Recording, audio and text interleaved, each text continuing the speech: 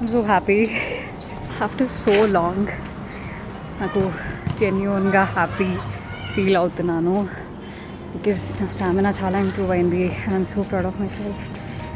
ఈ journey start చేసినప్పుడు fit అవ్వాలి అనుకున్నాను, కానీ ఇప్పుడు ఏమర్థమవుతుందంటే ఈ ఛాలెంజ్ నా బాడీని కన్నా నా మైండ్ని ఎక్కువ ట్రైన్ చేస్తుంది. కొన్ని రోజులు ఎనర్జీ ఉండేది, కొన్ని రోజులు అస్సలు ఉండేది కాదు.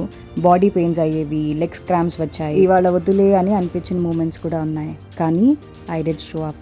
కుదిరినప్పుడు మార్నింగ్ వర్కౌట్ చేశాను, కుదిరినప్పుడు నైట్ 11 అయినా కంప్లీట్ చేశాను. రన్నింగ్ ఇప్పుడు నాకు వర్కౌట్ మాత్రమే కాదు, నా థాట్స్ని క్లియర్ చేసే ఒక థెరపీ లాగా మారింది.